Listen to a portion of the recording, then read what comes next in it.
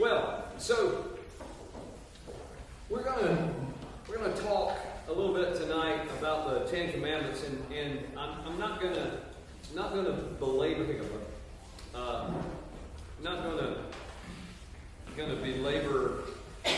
the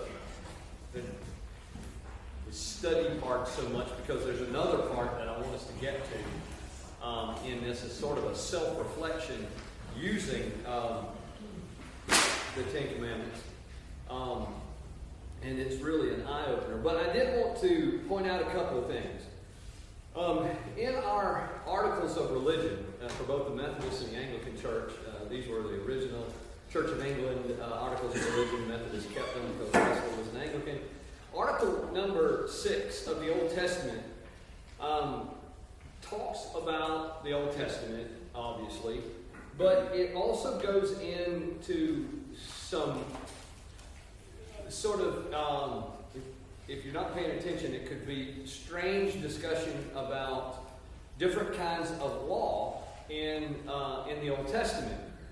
And so God's law in the Old Testament was divided into 3 separate categories. One was moral law, one was civil law, and the other was ceremonial law. Now, these are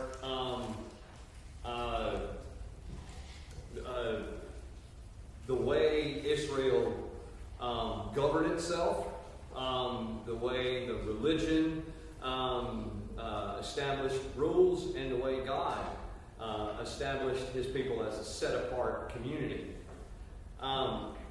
The civil laws, for instance, were really serious. We see an instance of that when Jesus walks up on the woman who's being stoned, and when she's caught in adultery. Adultery was subject to the death penalty by stoning to death. Incredibly enough, it was the woman who always, I don't know how you can commit adultery by yourself, but that's not for me to decide, I guess. Nonetheless, it was always the woman who got punished. But nevertheless, the civil law, this is an example of it. This was how they governed themselves. Ceremonial law had to do with more or less the purity and the ritualistic practices of Judaism. For instance, you could not touch a dead body, or you were ritually unclean, or you could not touch blood, or you were ritually unclean. It helps you understand the Good Samaritan story a little bit better. Why the priest passed way on the other side of the guy who was beaten up and injured, because the guy was bleeding and the priest didn't want to be unclean. So that helps you understand that. And then the moral law was the law that is written, basically God writes in our hearts, that tells us how to behave and live as His people. It was intended to set us apart and to prove that we are different from the pagans and the heathens around us. Now, I tell you that because in our Articles of Religion, and I think this is important and is fascinating for us to understand, it clearly delineates all 3 types of law, and so let me read it to you. Although the law given from God by Moses as touching ceremonies and rites doth not bind Christians, nor ought the civil precepts thereof of necessity be received in any commonwealth. So, first of all, ceremonial law is completely out for Christians. Christians are not obligated whatsoever to follow the ceremonial laws of the Old Testament. Nor ought the civil law of necessity be received. In other words, by any commonwealth. In other words, a civil government may, if they decide to, choose to follow the civil law of the Old Testament. They're not obligated to, but they may choose to. Yet, notwithstanding, no Christian whatsoever is free from the obedience of the commandments which are called moral. In other words, you don't have to do ceremonial. The government can decide whether it wants to do civil, but the moral law is absolute, and you don't have a choice in that. Now, why I bring this up, first of all, is because it obviously relates to the Ten Commandments. But more importantly, this is the thing that is just willfully dismissed by our leaders in the United Methodist Church today, because the Articles of Religion are official and unchangeable doctrinal statements. They cannot be changed. They are our official doctrine. And so it says explicitly, no Christian whatsoever is free from obedience of the commandments which are called moral. If that were applied in the United Methodist Church, if we kept our rules, then there would be no split over same-sex marriage or any of those other things, because that is explicitly denied and condemned under Old Testament moral law. So it makes a lot of sense. It basically just says that we pick and choose what we want to believe and what we want to apply in this current denomination. But it cannot be said that those on the other side are keeping the discipline and are keeping the doctrine of the church, because it's absolutely not true. Because all you have to do is point to Article 6 of the Articles of Religion, and it proves positively they don't. No, so, anyway. In two catechisms particularly, I just wanted to put in here. One is the Anglican or Methodist Catechism. You can read that for yourself a little bit later. I did want to run through the Lutheran, this part of the Lutheran Catechism, because I think it's concise, and it helps us understand a little bit, because there are Christians, strangely enough, there are Christians today who say, well, we don't live under the law, we live under grace, so I'm under no obligation to keep the law.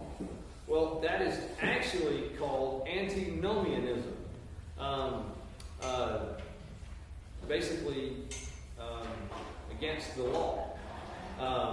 They just believe they're free to do as they please, because they live under grace, and God will give grace and will forgive.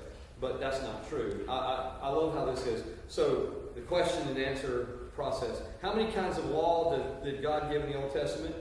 And the answer is 3. Ceremonial law, civil law, and moral law. Which of these laws are still in force?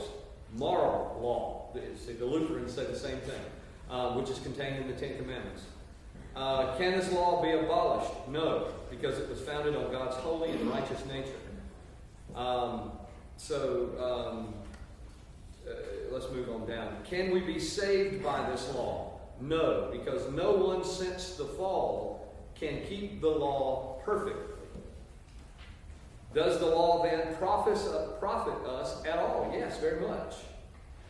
How does the law benefit the impenitent? It convinces them of their sin and of God's wrath against sin. How does the law benefit the penitent? It alarms them and drives them to seek Christ. How does the law benefit the believing? It teaches them what they ought to do and what they ought to avoid. So, some will say, well, what is the point of the law or of the commandments of God? The point always is to demonstrate to us that though we cannot keep it entirely, we ought to try. But also, because we can't keep it, it demonstrates or proves the fact that we need Jesus. We need a Savior to do for us what we can't do. We cannot live perfectly and keep the law perfectly. So, just a quick rundown of the commandments. If you want to turn the page, we'll look at the catechism. What's the first commandment? The first commandment is, I am the Lord your God. You shall have no other gods before me. I'm going to run through them, and then we're going to jump to this other thing, because I think it'll be quite interesting. What's the second commandment? You shall not make for yourself a carved image or any likeness or anything that is in heaven above, or that's on the earth below, or that's in the water under the earth. You shall not bow down to them or serve them. Third commandment. You shall not take the name of the Lord your God in vain. Fourth, remember the Sabbath day to keep it holy. Fifth, honor your father and your mother. Sixth, you shall not murder. Seventh, you shall not commit adultery. Eighth, you shall not steal. 9, you shall not bear false witness against your neighbor. And 10, you shall not covet. So,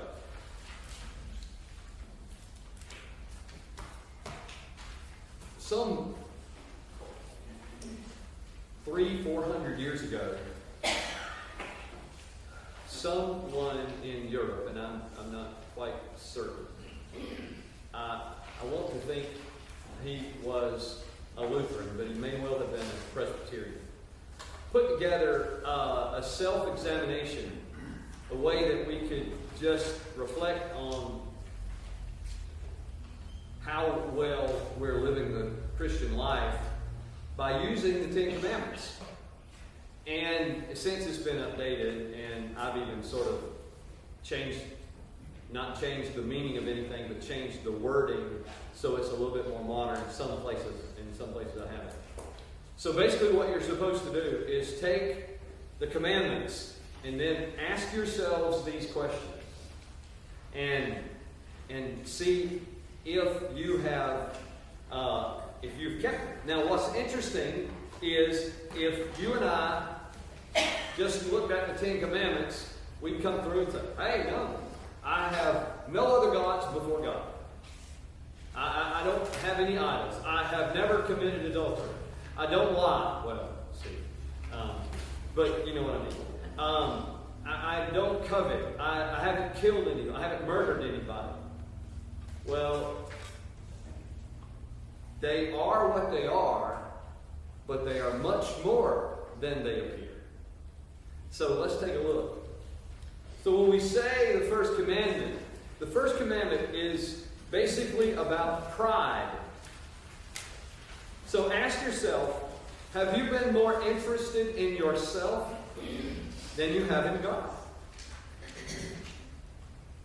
See, this goes to the question that we asked today in the sermon, where you say, you may never have said explicitly to your children, you are not going to go to church today, or you are not going to read the Bible today. But you've done the same thing when you said, we're going to stay home today. Or when you don't make time to read the Bible with your family or what have you. You've proven that you're more interested in yourself than in the things of God.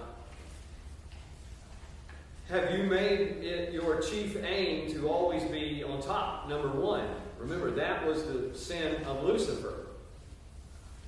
So, you don't necessarily always have to have some god of a false religion like the Buddha, or you don't have to have some wooden statue. You can put yourself in the place of God. Remember, that was Lucifer's great sin and great downfall. He wanted to be in God's place. Have you been vain about your personal appearance, your clothes, your personality, your possessions, your family, your ability, your success in games or in your studies? Now, don't get me wrong. I think there's a fine line here. I think that it's human nature to always want to do our best, but also remember that human nature is fractured, is broken, is sinful. And while there's nothing wrong with wanting to succeed and wanting to make A's and wanting to look your best and all of that, you can cross a line and it become an obsession. And when it becomes an obsession, it takes control of you. And then that has become your God. Have you scorned other people for their misfortunes, their sins, their stupidity, or their weaknesses? Have you, that is, thought yourself better than them, looked down on them? I don't know that there is probably nothing I can't stand more than somebody to be condescending. I think that is, if you want to really rile me up, be condescending. That's just one trait that I just can't deal with. It always just, because I always wonder, why do you think you have the right to look down on anybody and be condescending? I don't care who it is. That's just, I don't get it. Have you mocked other Christians for their zeal or their faithfulness? Now, before you say no,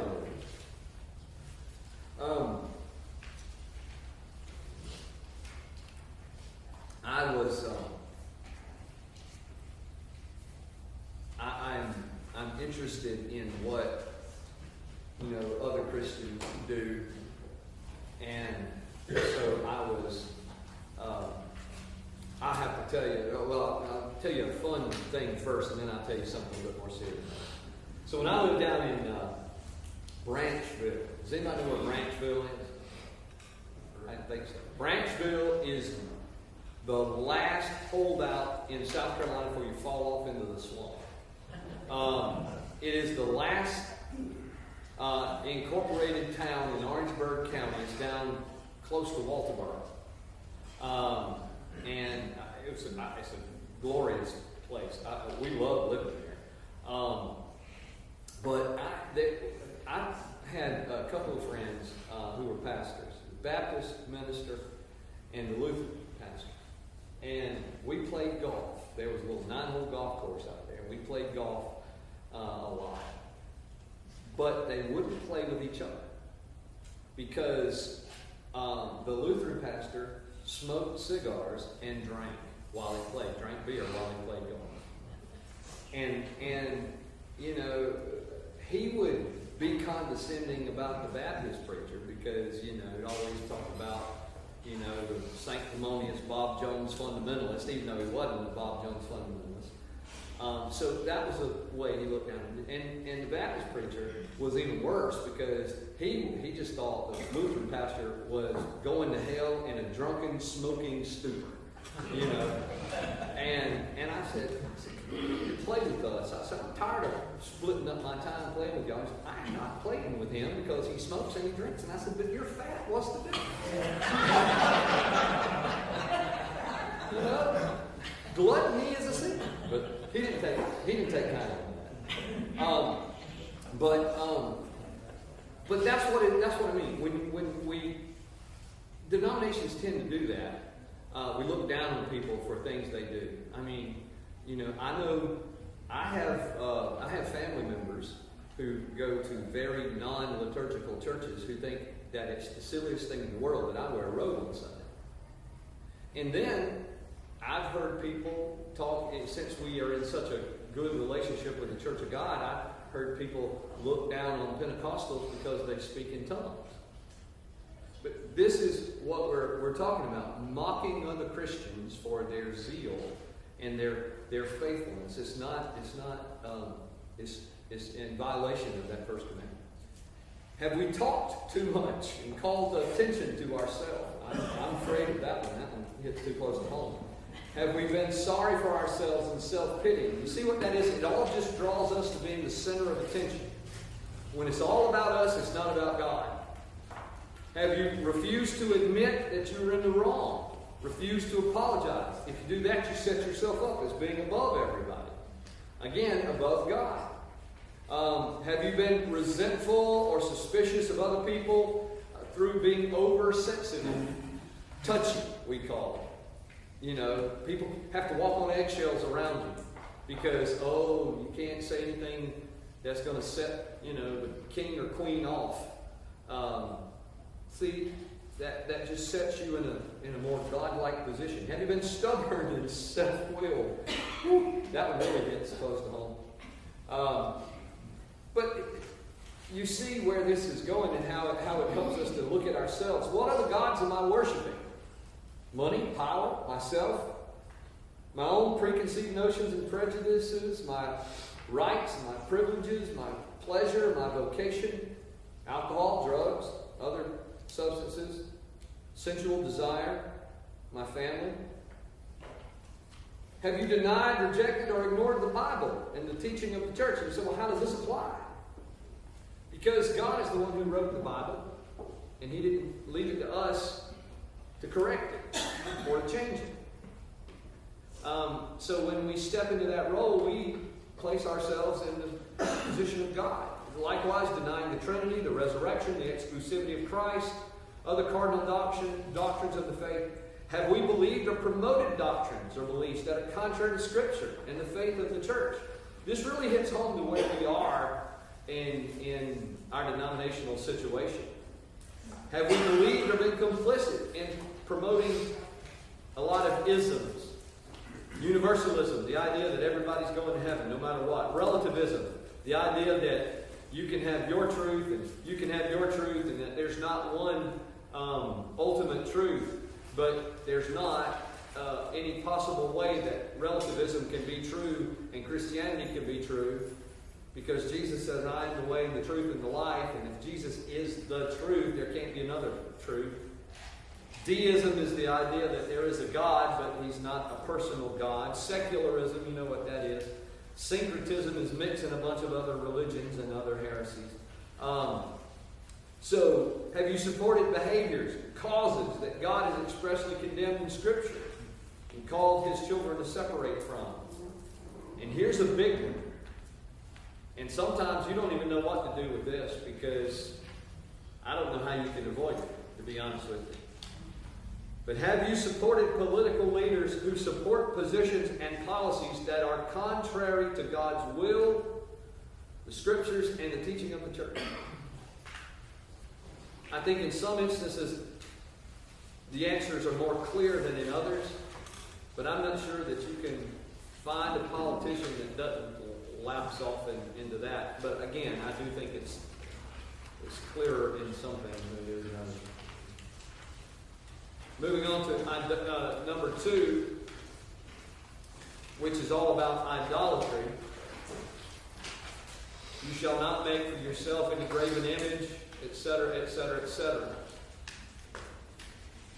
So, questions become, have you put another person before God's law? By not going to church, by committing some other sin to please that person? In other words, have you let that person keep you from the Lord? Hey, Marcelo, come here. Let's pretend that Marcelo is God, who's got nice hair. So all right, you stand right here, smile because you're God. Okay, and so I'm not God. I'm just me. Now, you don't have to shake your head yes, like you know. Okay. So now there is something between me and God. This thing. And the definition of an idol is anything that is between me and God. So if now there's nothing between me and God. So there's no idol. But any time there is something between us and God, it is an idol. Doesn't matter what it is. All right, thanks. So that's it's a really easy way to help us see what is idolatry, because we would all say, well, I don't have this carved statue of They remember. I think the first time that the false god ever became real to me, and I hate to confess this, but people my age will remember. Y'all remember when the Brady Bunch went to Hawaii and they found that little god in the cave with Vincent Price, and they were all going to die. That was when that thing made sense to me. I was like, oh, that's what a false god is. That's the whole thing, thanks to the Brady Bunch. But the truth is, that's not all that a false god is. An idol, a false god, is anything. And it doesn't have to be anything religious. It can be anything that separates us from God. Often, since we have teenagers in the room, I'm trying to remember back to the days before electricity when I was a teenager, and we used to, we'd go out, we'd get, we'd see some girl, or girls would see some guy they would like, and maybe they liked them so much that they would be willing to change something about themselves for that person, even if it meant something that was very important, like their faith or their morals or things like that. And I mean, I think we've all been there in the sense that we probably know what that's like. Hopefully, we haven't given into it, but that's a very real way. People do it in their marriages all the time. They even adults who should know better. They do it in their businesses. Just to get ahead, just to get a promotion, just to do this, just to do that. They make concessions, thinking, well, God is gracious and God is good and God will understand. And ultimately, you push God so far out, you are separated from God. I was telling a friend of mine the other day, we were talking, he's a coach, and we were just talking about travel ball. And people in schools, the bane of school athletics now is travel ball, because a lot of times the kids don't go out for the school teams because they're all playing travel ball and all this. I was telling them about this coach that wanted Anna Faith to play travel ball, and that's good when because they're really good teams, and they are when the coach thinks you're good enough to play on a travel ball team, it says a lot. So he came to me and said, I really want Anna Faith to play travel ball, and I said, I appreciate it, but she's not going to play. Well, why not? And I said, well, because I said so, but travel ball plays on Sundays, and she's not going to miss church. And he said, I'm impressed with that. He said, I agree with that. He said, that's a good way to look at it. I'm like, you must be nuts. You can't agree with me because you've got 14 teenagers out there that you're taking away from church on Sunday morning. You're just telling me that because you want me to think better of you than I do. But see, a lot of us do that. I don't know if anybody plays travel ball in here or anything like that, but that's where we are, because that ultimately becomes idolatry if you put something between you and the Lord. Popularity, the whole thing, comfortable lifestyle, wealth, any of those things. And you can look down to that. Let's go over to third commandment. Thou shalt not take the name of the Lord thy God in vain. So this mainly, we obviously think this is profanity. But notice there's another word that's there, hypocrisy. I don't know a lot of people these days. I don't even hear it in movies and stuff anymore. The taking God's name in vain. You hear more vile, language than that. But most people would think that this resides entirely in the cuss word that can be abbreviated GD. That's the be-all and end-all of taking the name of God in vain. Except that's not true. I mean, yes, that is a misuse of God's name. So is saying Jesus, or people say, Christ, or even good Lord. It's even funny that, in seminary, we discussed the euphemisms that we have for cuss words, particularly the euphemisms for God's name. And Southerners are more prolific than Northerners about it, because we created because Southerners, you would get your mouth washed out with soap if you said cuss words. So a Southern child would get beat to death if they said GD, but they can say dadgummit all day long. It means the same thing. Dang it, darn it, gosh, any number of things. And so you have to be careful, because if the intent is there, that make a lot of difference. Names are important. Names sort of are connected with power and control of the thing. So, that when God changed names, He had power, He had control over things. Cities' names would be changed when they were conquered. God named things and whatnot in the creation account. So you see all of that. Name changes.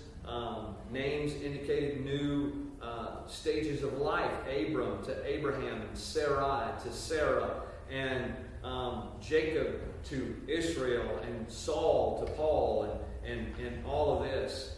And names indicate purposes and attributes, like Yahweh means I am that I am, and this kind of thing.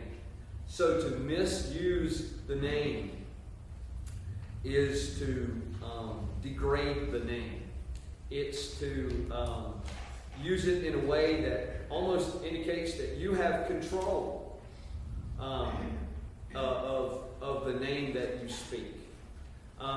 For instance, how many of you, and again, I can't speak to folks from the north, but I know in the south, if you were a child and you ever heard your mom say your full name, including your last name, you were in trouble.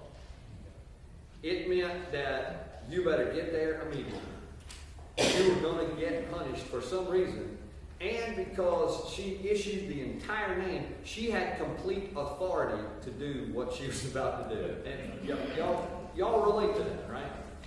So the misuse of God's name. So when you say Jesus, Mary, and Joseph, or something like that, it's as though you control Jesus or whoever else. You have the power. So that's a way of profaning God's name. But more than that is to use the name, to take the name in vain means to use it in a wicked way, a groundless, a misuse kind of way, a false way. So that the biggest indication or the biggest example of taking God's name in vain today is not all those people that cuss on TV and in movies or at high school or wherever else they might cuss, or at home, or all this other kind of stuff. But the biggest example of using God's name in vain is probably something that we're all guilty of at least once a week, and that's hypocrisy. When we claim to be Christians and don't act like Christ, we are taking God's name in vain. That one hurts, doesn't it? Because you are saying, I bear the name Christ, even though you don't bear the resemblance to Christ. So that's the problem.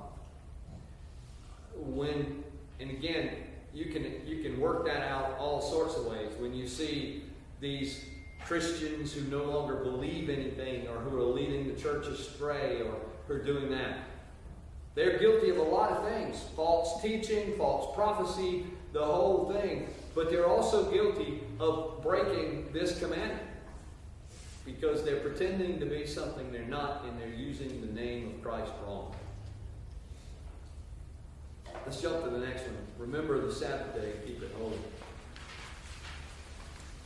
This one is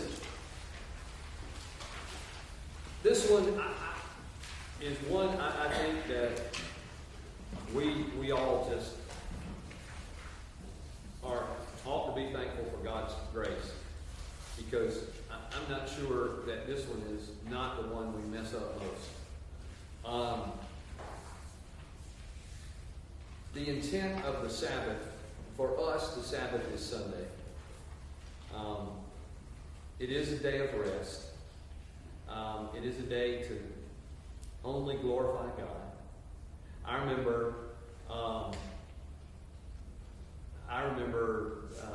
when I was young that there were people who actually, among my friends and whatnot, who were not allowed to do certain activities on Sunday. My mom would tell me that, on Sunday, for whatever reason, unless she was in the bed, she had to wear a dress all day on Sunday. They had to go to church, they wore a dress, and they had to wear a dress on Sunday. Didn't have to wear a dress all the rest of the week when they were little, but they had to wear a dress on Sunday. They couldn't wear shorts or any other kind of thing on Sundays.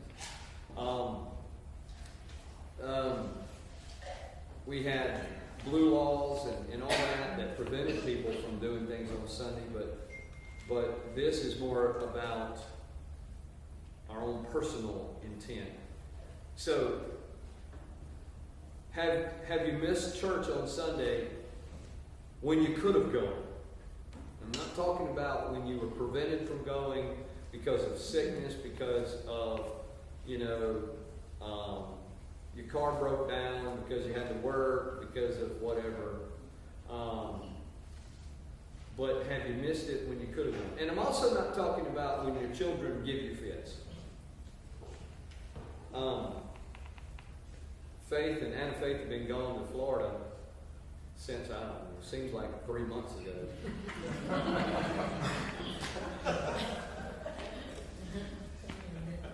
And so, one thing about a 7-year-old is that you don't get any time to rest or watch. I don't know. That's why I didn't know that Iran had attacked Israel. I hadn't seen anything but Bluey on TV. And yesterday, I think some of y'all said this morning, it was opening day at the rec league, softball and baseball down at Fountain Inn, and they gave the kids a handful of tickets, and the tickets were for free stuff. And so, immigration, they had these big old cookies. I mean, they were this big. So they got free cookies, they got hot dog, they got water, they got Sprite, they got popcorn, they got potato chips. They had the pound cake truck guy there, they got pound cake, and they had Kona Ice there. She got all of it. And it was fine because she wasn't going to get it if she didn't get it yesterday. And so we drove somewhere yesterday, and we drove to Greer. When we got there, she had eaten every bit of it.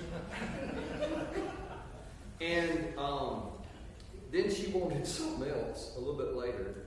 And I wasn't thinking, because I didn't have any of that stuff. So I knew it was donuts. I stopped at the QT and got something to drink and a couple of donuts, and gave her a couple of donuts, and all. She ate that. And then we stopped at Chick-fil-A on the way home, and then blah, blah, blah, and then I made her a ham sandwich and potato chips for supper. She ate that, And then she ate some grapes, and then she wanted some strawberries. Well, then guess what? She was sick as a dog all night long.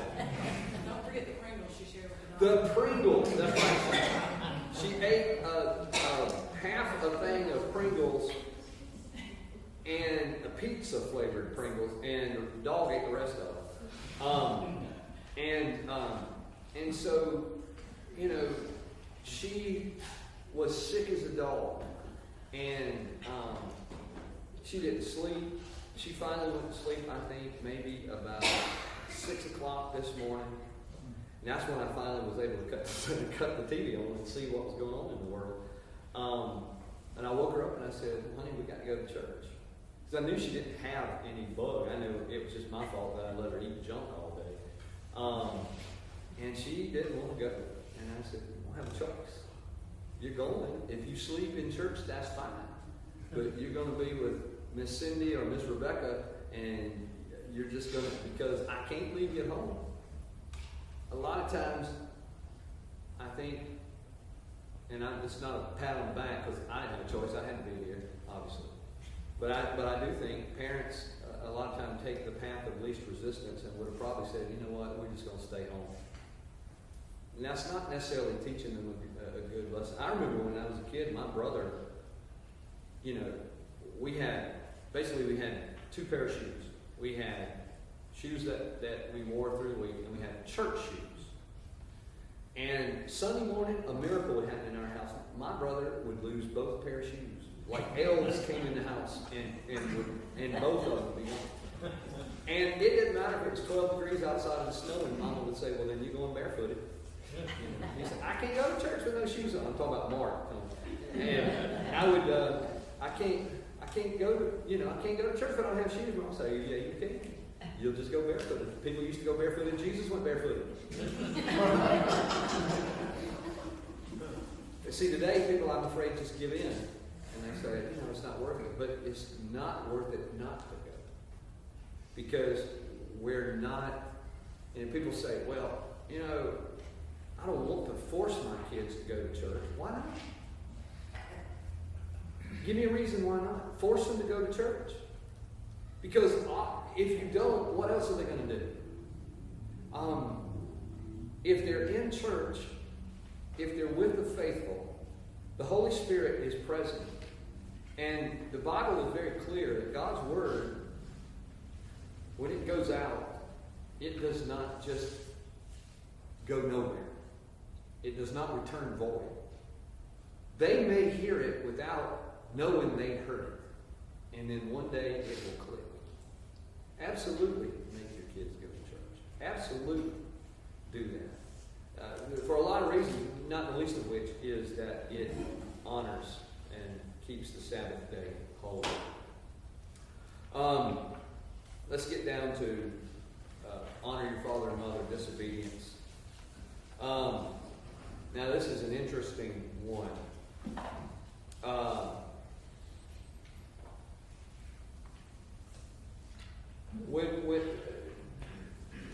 This is a commandment.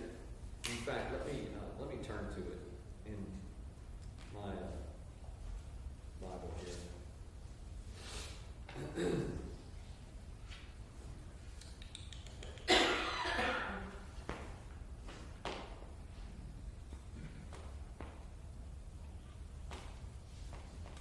This one is the only commandment that has with it the promise of a blessing. The rest of them don't. Honor your father and mother, that your days may be long in the land that the Lord your God is giving to you. Now, obviously, the commandment was given on the top of Mount Sinai before they went through the desert on the way to the promised land. And so in a very practical, literal, historical sense, we're talking about that they may live long in Canaan, in Israel. But in a less historical and in a more spiritual way that relates to us, it means, you know, that if you honor your father and mother, God will bless you in some way. Because there is a blessing in doing that. So let's look at that. Have you been grateful enough for all your parents have done for you? Parents, it's good we got some of the youth in here. Parents do all sorts of things for you. And, you know, it may be, for instance, I'll give you an example. So, I think I've told you before, my mother's father was an alcoholic. He was a great man, but when he came back home from World War II, back then they called it shell shock. Today we would have called it PTSD. And there wasn't any treatment, and so people self-medicated, and he self-medicated with liquor. And he wasn't abusive or anything. He just literally drank them out of house and home. He drank up their groceries and drank up, you know, all the other stuff. And so my grandmother, you know, put him out in 1952, I think, which was a time you didn't get divorced. And so my great-grandfather, my great-grandfather and two of my great uncles basically became fathers to my mama and her sister. Now, my grandmother was there, but, you know, they had a parent who loved alcohol more than he loved his children. And so other people stepped in and became effectively parents to them. And so, you know, whenever my mom and my aunt would consider, because they had a really not good, not healthy relationship with my granddad, just because of what happened in their early life and how they were treated, or maybe I should say how they necessarily weren't treated, how they were just ignored for the sake of alcohol. And it was always hard for them to wrestle with this notion of how they could faithfully honor their father and their mother. But I think what the conclusion they sort of came to was that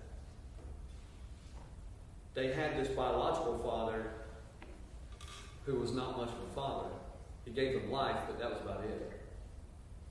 But they actually ended up having 3 men who were fathers to them.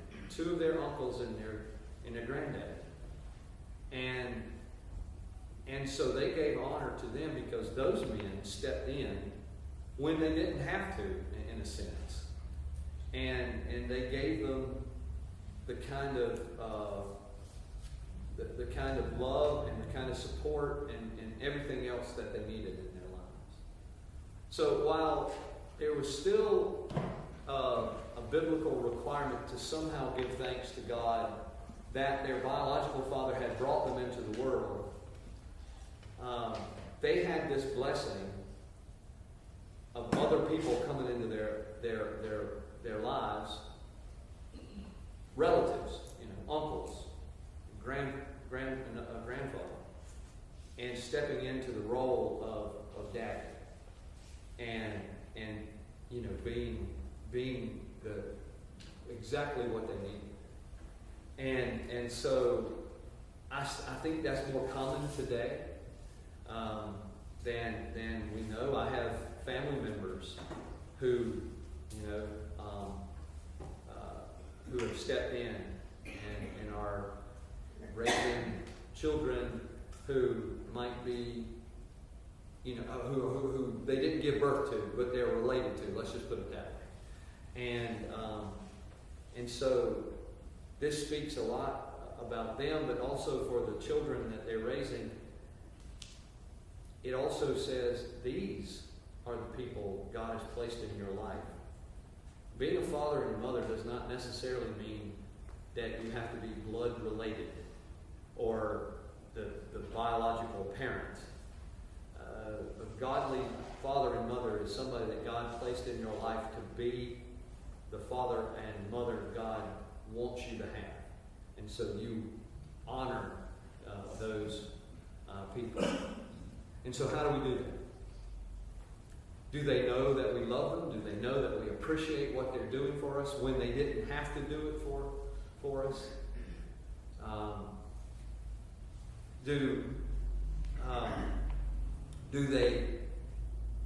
Do they know how much we love them by the attention we give them? Or do we just kind of ignore them? One of the ways that we can honor, fathers and mothers, and probably talking in here to a lot of people just like me who has at least one parent, if not both parents, who have passed away. So we say, well, this one doesn't even apply to me. But yeah, it does, because we can honor them by reflecting their traits to our children and to other children.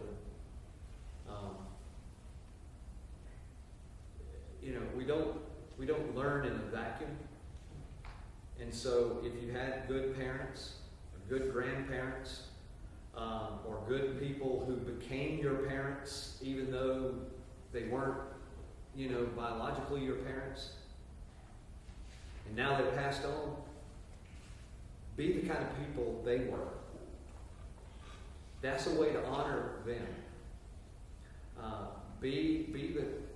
Have the kind of love and compassion and concern and encouragement and all of this that they have. Does that make sense to y'all what I'm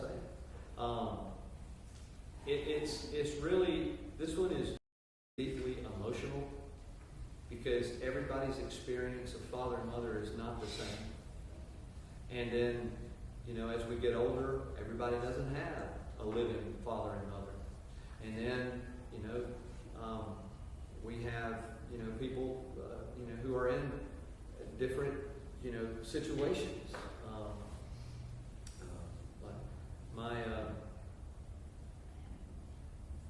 One of my cousins I admire so much, her sister died several years ago, and she had some children, and I don't want to say too much since we're on, being recorded, but the living sister took in the deceased sister's children and raised them as her own. She didn't have to. They had a father, still do, but she and her husband wanted to raise those children, and she did. And what an amazing job they have done. And the reason they were able to, and I think it was just a natural trait again, because their mama was just like that. And so when we think about how to honor fathers and mothers, even if our fathers and mothers are gone, are not in the picture, we do what they've done. We behave as they behave. We treat, we live as they would live. And that's a way to show them particular honor. And it's after 7, and I've rambled too much. So we got to 4, 5. You can read through the rest when you get home. I've enjoyed this. Anybody have any questions? I'm sorry we didn't get finished with it, but it is self-explanatory. Does anybody have any questions or comments?